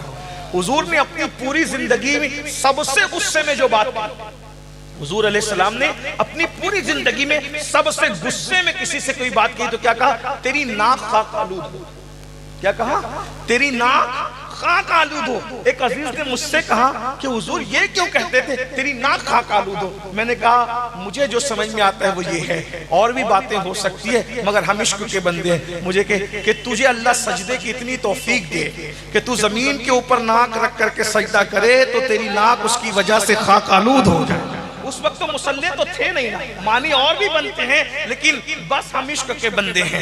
بات یہ ہے، آپ کو پتہ ہے ہمارے بزرگوں کا حال یہ تھا، ہمارے بزرگوں کی شان یہ تھی۔ بہرحال تو عرض کیا کر رہا تھا کہ اگر کسی عالم کی ناک نکل ہے تو لوگ اس کو اچھا نہیں سمجھتے، لوگ منہ پھیرنے لگتے، بلکہ تقریر میں پسینہ زیادہ نکلے اور ایسے کپڑے پہنے ہوں کہ جس میں پسینہ دکھتا ہے تو بھی لوگوں کو گھن آتی ہے۔ یہ بات یاد رکھنا۔ ہاں آپ مجھے بتائیں، اتنے بڑے منصب پہ فائز ہو کے صرف ناک نکل آئے اور پسینہ نکل آئے تو ہمیں گھن آنے بھی چاہیے، طبیعت کی نظافت ہوتی ہے، اچھی بات ہے، لیکن ہمارے ماں باپ تو ہماری غلاظتوں کے بعد بھی، پاکھانے کے بعد بھی ہم سے پیار کر رہے تھے۔ تو ساری دنیا آپ کی صفات سے پیار کرتی ہے اور آپ ان پہ پھسل رہے ہو، اور جو صرف آپ کی ذات سے پیار کرتے ہیں، اور وہ رشتہ قدرت نے اتنا مضبوط بنایا ہے، دوست میں جھگڑا ہوا دوستی ٹوٹ گئی، بیوی سے اختلاف ہوا، طلاق ہوا، رشتہ ٹوٹ گیا، پیر سے بیعت توڑ دی، رشتہ ٹوٹ گیا، مقرر سے بات چیت بند ہوئی، رشتہ ٹوٹ گیا، امام مسجد سے فارغ ہو گیا، رشتہ ٹوٹ گیا۔ لیکن یہ ماں باپ ہے، ماں باپ ناراض ہو تو بھی رشتہ نہیں ٹوٹتا، مر جائیں تو بھی رشتہ نہیں ٹوٹتا۔ اگر کوئی کسی کے بارے میں کہے وہ تیرا ارے وہ فلاں تھا نا، وہ عبد الرحمن تھا چلا گیا، امام صاحب کے بارے میں کچھ کہا، لیکن ماں باپ سے کتنے بھی ناراض ہو کیا کہیں گے؟ میرے ماں باپ ایسے، میرے ماں باپ، یعنی ماں باپ کا رشتہ ایسا ہے یہ ٹوٹ ہی نہیں سکتا، یہ بہت محبت کرتے ہیں۔ آخری بات جو کہہ رہا تھا اس کو سمجھ لیں، پھر بات ختم ہوتی کہ آپ ماں باپ کو چھوڑ کر کچھ بھی کر لیں، آپ کو کوئی خوشی نہیں ملے گی، اللہ تک نہیں ملے گا۔ بس اس سلسلے میں جو آخری بات درد دل کے طور پہ پہنچانا ہے، اس کا ماحول بن گیا، میں انتظار اسی کا کر رہا تھا، آپ تھوڑا سا بے چین ہوئے تھے۔ سنیے، ہماری جماعت میں، ہمارے بزرگوں میں، صوفیہ میں ایک بہت بڑے بزرگ ہیں، سلطان العارفین حضرت سیدنا بایزید بسطامی رحمت اللہ علیہ۔ سن لیں اس پر، حضرت بایزید سید الطائفہ طاؤس العلماء حضرت جنید بغدادی فرماتے ہیں کہ ولیوں کی کائنات میں بایزید کو وہ مقام اللہ نے عطا کیا ہے جو فرشتوں کی کائنات میں اللہ نے جبریل علیہ السلام کو عطا فرمایا۔ ہمارے یہاں ولیوں کے صوفیہ نے مختلف طبقے بتائے، سیدی اعلیٰ حضرت امام اہل سنت نے 28 درجے بتائے ولایت کے، بعض لوگوں نے 100 بتائے، بعض نے 70 بتائے، جتنے بھی ہو سب نے اپنے اپنے تجربے کے حساب سے بتایا ہے نا۔ تو مگر اتنا ضرور ہے کہ کچھ منصب ہیں، ولایت میں ایک منزل آتی ہے، ولایت میں ایک منزل آتی ہے، اس کو مقام حضوری کہتے ہیں۔ ولایت میں ایک منزل آتی ہے، آپ اس کو شاید اس اصطلاح کو صوفیہ کی نہ سمجھ سکیں، لیکن اس کو سمجھانے کے لیے اتنا سمجھ لیں کہ یہ جو مقام حضوری ہے صوفیہ کے نزدیک، اس میں بندہ جدھر نظر اٹھاتا ہے ادھر یار کا جلوہ اس کو نظر آتا ہے۔ بایزید بسطامی بچپن ہی میں ولی بن گئے تھے، لیکن دل میں لالچ یہ تھی کہ مجھے مقام حضوری ملے، یعنی میں جدھر نظر کروں ادھر یار کا جلوہ نظر آئے۔ میرے امام نے بھی اس طرح اشارہ کیا ہے، جب فنا فی الرسول بندہ ہوتا ہے وہی جلوہ شہر بشہر ہے، وہی اصل عالم دیر ہے، وہی لیر ہے، وہی بیر ہے، وہی پاٹ ہے، وہی دھار ہے، انہی کی بو مایہ سمن ہے، انہی کا جلوہ چمن چمن ہے، انہی سے گلشن مہک رہے ہیں، انہی کی رنگت گلاب میں ہے، وہی ہے اول وہی ہے آخر، وہی ہے ظاہر وہی ہے باطن، اسی کے جلوے اسی سے ملنے، اسی سے اس کی طرف گئے تھے۔ مختلف مقام پر انہوں نے ذکر کیا ہے، جب بندہ فنائیت میں جاتا ہے تو کیا ہوتا ہے، تو وہ چاہتے تھے کہ مجھے مقام حضوری مل جائے، یعنی جدھر نظر کروں ادھر یار نظر آئے۔ ماں تھی، بوڑھی ہو گئی تھی، ایک دن وہ ماں کے پاس آئے اور ماں کے پاس بیٹھ کہنے لگے، امی مجھے مقام حضوری چاہیے، مجھے مقام حضوری چاہیے، اور میں رات دن عبادت کرنے کی کوشش کرتا ہوں، مگر تمہیں پالنا ہے، تمہاری خدمت کرنا ہے، کمانا ہے، روٹی روزی کرنا ہے، اس میں عبادت کا موقع ملتا ہے، پھر کام پہ لگ جاتا ہوں، تو جو مقام چاہتا ہوں وہ مقام مجھے مل نہیں پاتا۔ اگر ماں تم اجازت دو تو میں جنگل میں چلا جاؤں، رات دن اللہ اللہ کروں، عبادت کروں، تو مجھے مقام حضوری مل جائے گا۔ ماں کا جواب تھا، بیٹا ماں تو اولاد کی ہر خوشی کے لیے قربانی دیتی ہے، اگر تم کو ایسا لگتا ہے کہ مجھے چھوڑ کر تمہیں اللہ مل جائے گا، تمہیں طرف سے اجازت ہے، تم چلے جاؤ۔ بایزید بسطامی 40 سال تک جنگلوں میں اللہ کی عبادت کرتے رہے، 40 سال تک کھانا نہیں کھایا۔ ہو سکتا لوگ اس کو کہانی قصہ سمجھے، لیکن 40 سال میں انہوں نے کھانا نہیں کھایا، درخت کی پتیاں کھاتے تھے اور اسی پہ سحری اور افطار کرتے تھے۔ بزرگوں نے لکھا کہ ان کی گردن ہری ہو گئی تھی درخت کی پتیاں کھاتے کھاتے، اور ان 40 سالوں میں کبھی آئینہ بھی نہیں دیکھا، بس یار کی عبادت میں مصروف، عبادت عبادت عبادت۔ ایک دن ایک جنگل سے دوسرے جنگل جا رہے تھے، بھولے بھٹکے ان کو بستی نظر آئی۔ جب بستی نظر آئی تو سلطان العارفین نے ذہن پہ زور دیا، تو لگے یہ تو میرے شہر کی بستی، یہ بستان کی بستی ہے نا۔ جب بستان میں پہنچے تو ماں یاد آئی، 40 سال کے بعد ماں یاد آئی۔ اتنے مصروف تھے عبادت میں کہ ماں کو بھی فراموش کیا۔ دوستوں کو بھی خود کو فراموش کر دیا خدا کی عبادت میں، اتنے مگن ہو گئے، اتنے ڈوب گئے خدا کی عبادت میں، محو عبادت ہو گئے۔ جب ماں یاد آئی تو خیال کہ چلو یار آج ماں سے ملتے ہیں۔ شیطان نے وسوسہ ڈالا تم بوڑھے ہو گئے، ماں تو انتقال کر گئی، فوراً خیال ہے اگر امی کا انتقال بھی اگر ہو گیا ہو تو کم سے کم ماں کی مزار پہ تو فاتحہ پڑھنے چلیں تو صحیح۔ جب گئے تو دیکھا کہ گھر سلامت ہے، سوچا گھر سلامت ہے، مکان سلامت ہے، مطلب مکین بھی سلامت ہے۔ سوچا امی سے مل لوں، دستک دوں۔ پھر خیال آیا بایزید تم نے بچپن سے آج تک کبھی ماں کو نیند سے نہیں اٹھایا، اب ماں کو نیند سے اٹھا کے ماں کو دکھ مت دو، اس کی نیند میں خلل مت کرو، توہین مت کرو، بیٹھو ماں کے جگنے کا انتظار کرو۔ بایزید بیٹھ گئے سلطان العارفین، اور بیٹھ کے ماں کے جگنے کا انتظار کرنے لگے تو ایک خیال آیا 40 سال ہو گئے ماں سے جدا ہوئے، ماں بوڑھی ہو گئی، میں بوڑھا ہو گیا تو ماں تو اور بوڑھی ہو گئی۔ بڑھاپے کی وجہ سے اگر ماں مجھے پہچان نہ سکی تو میں کیسے ثابت کروں گا کہ میں ہی بایزید تیرا بیٹا ہوں، کیسے بتاؤں گا؟ سوچا بچپنے کے کچھ واقعات بتاؤں گا، یہ بتاؤں گا، وہ جو بھی۔ اسی تردد اور مخمسے میں ماں بیدار ہوئی۔ جب ماں کے قدموں کی آہٹ سنی بایزید کھڑے ہوئے اور جیسے ہی 40 سال پرانے انداز میں گھر کے دروازے پہ 2 ہاتھ مارے، اندر سے آواز آئی، ایک بھرائی ہوئی آواز، بایزید تو آ گیا، بایزید تو آ گیا۔ دروازہ کھولا، بایزید کی آنکھوں میں آنسو تھے ٹپ ٹپ۔ بایزید تم تو سوچ رہے تھے 40 سال کے بعد ماں پہچانے گی کہ نہیں پہچانے گی، تیری ماں نے تو آج تک تیرے دستک کے انداز کو بھی فراموش نہیں کیا بایزید۔ ماں تو دستک کا انداز بھی جانتی ہے۔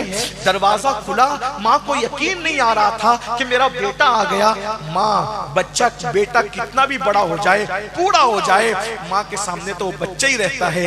ماں نے اسی بچپنے کے انداز میں دونوں گال پکڑے اور گال پکڑ کے بے چینی سے کہا، تو آ گیا بایزید؟ ہاں ماں میں آ گیا۔ تو آ گیا؟ ہاں ماں میں آ گیا۔ بایزید تو آ گیا؟ ہاں ماں میں آ گیا۔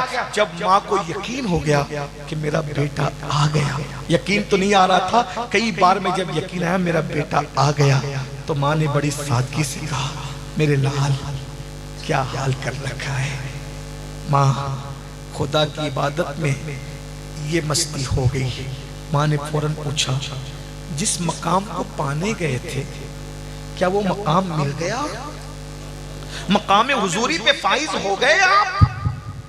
بایزید نے کہا، ناکامی کے جذبے کے ملے جلے لہجے میں کہا، نہیں ماں، نہیں ماں، جو مقام چاہتا تھا وہ مقام نہیں ملا، نہیں ملا، نہیں ملا۔ کتنے سال ہوئے؟ 40 سال میں نے اناج نہیں دیکھا، آئینہ نہیں دیکھا، رات دن عبادت میں رہا اور ابھی تک وہ مقام نہیں ملا۔ ماں نے کہا 40 سال ہو گئے اور یہ مقام تمہیں نہیں ملا؟ نہیں ماں نہیں ملا، بس اتنا سننا تھا۔ ماں کی ممتا، اللہ اکبر، ماں کی ممتا جذبے میں آئی اور ماں کی ممتا کے جذبات، اور ماں نے نگاہ آسمان کی طرف اٹھائی، بیٹے کے گال ہاتھوں میں ہے، بیٹے کا چہرہ ہاتھوں میں ہے، نگاہ آسمان کی طرف ہے اور آنکھوں میں آنسو لے کے کہتی ہے، مولا میرا بیٹا تجھے پانے کے لیے کتنی محنت کر رہا ہے، 40 سال جنگلوں بیابان میں گزارا ہے، مولا جو مقام چاہتا ہے وہ مقام عطا کر دے۔ بس یہ 2 جملے نکلنے تھے۔ بایزید کہتے ہیں خدا کی عزت کی قسم سارے حجابات اٹھ گئے اور مقام حضوری نصیب ہو گیا۔ بایزید ماں کے قدم پکڑ کر کہتے ہیں، میں نادان تھا، خدا کو جنگلوں میں ڈھونڈ رہا تھا، مجھے کیا خبر خدا جنگلوں میں نہیں، وہ تو ماں کی دعاؤں سے ملتا ہے، وہ تو ماں کی خدمت سے ملتا ہے۔ اللہ اکبر، 40 سال کی عبادت جس مقام پر نہ لے گئی، बायजीद को माँ के दो जुमलों ने वो मकाम अता कर दिया। फिर बायजीद कहा करते थे, एक लम्हे के लिए भी यार का जलवा अगर नजरों से ओझल हो जाए तो मैं अपने आप पे कुफ्र का फतवा दे दूं। ये बड़ा मशहूर उनका कौल है। अल्लाह अकबर। ये माँ की, ये आज तुम भाग भगा के शादियां करके कहां कहां जा रहे हो। याद रखना, अगर दामन में खुशियां चाहते हो, नेमतें चाहते हो और कामयाबी चाहते हो तो अपने दामन में माँ बाप की दुआ समेटो। हजारों साल की मेहनतें वहां नहीं ले जा सकती जहां माँ बाप की दुआ। हुजूर अलैहिस्सलाम फरमाते हैं, जो रमजान शरीफ पाए, मेहनत करके इबादत करके मगफिरत न करवा ले, अल्लाह की रहमत से दूर हो जाए। मेरे जिक्र के वक्त मुझ पे दुरूद न पड़े, अल्लाह की रहमत से दूर हो जाए। माँ बाप को पाके खिदमत करके जन्नती न हो जाए, अल्लाह की रहमत से दूर हो जाए। ये तीनों काम कीजिए। रमज़ान शरीफ में खूब इबादत कीजिए, दुरूद शरीफ की कसरत कीजिए, माँ बाप की खिदमत कीजिए। अल्लाह ताला सबसे पहले मुझे आप सबको तौफीक अता फरमाएं। गुफ्तगू के दरमियान अगर कोई गलती हो गई हो, अल्लाह पाक की बारगाह में दुआ है, अल्लाह मुझे माफ़ करे। अस्तग़फिरुल्लाह रब्बी मिन कुल्लि ज़ंबिन व अतूबु इलैहि व मा अलैना इल्ला अल बलाग। मेरी गुफ्तगू ख़त्म हो गई है। हर मेहमान हमारे लिए कीमती है ना। और मेरा बयान पूरा हुआ लेकिन अभी जलसा ख़त्म नहीं हुआ है, इसलिए मेहरबानी हंगामा मत कीजिएगा। इस तरह के प्रोग्रामात को सजाने के लिए लाखों रुपए खर्च किए जाते हैं, महीनों मेहनत की जाती है। जब ऐसी महफिलें सजती है, आप लोग एक लाउबाली हरकत की वजह से पूरी महफिल पे सवालिया निशान खड़ा हो जाता है। जलसे इस वक्त निगाहों में खटक रहे हैं, आप हाथ ऐसे चुमने दौड़ते हैं जैसे लगता है झगड़ा हो गया। अगर वो क्लिप बना करके लोग हासिदीन के हवाले कर दे कि इनके जलसों में झगड़ा होता है, तो कम से कम ये जो टूटी फूटी खिदमत हो रही है ना, ये भी कहीं हासिदीन की नज़र इसको ना लग जाए। हमारे जलसों का डिसिप्लिन ऐसा होना चाहिए कि सिर्फ तकरीरें तबलीग न करें, जलसे का माहौल तबलीग करे। गुजरने वाला बंदा देखे कि यार जब इनके जलसों के डिसिप्लिन का ये आलम है तो ये कौम कितनी डिसिप्लिन वाली होगी। तो ये अंदाज होना चाहिए। देखो, मिलो मुसाफा करो सब अपनी जगह, लेकिन मुसाफा किसी को धक्का दे के करना, धक्का देना तो ये नाजायज हुआ, मुसाफा करना तो ये सुन्नत हुआ।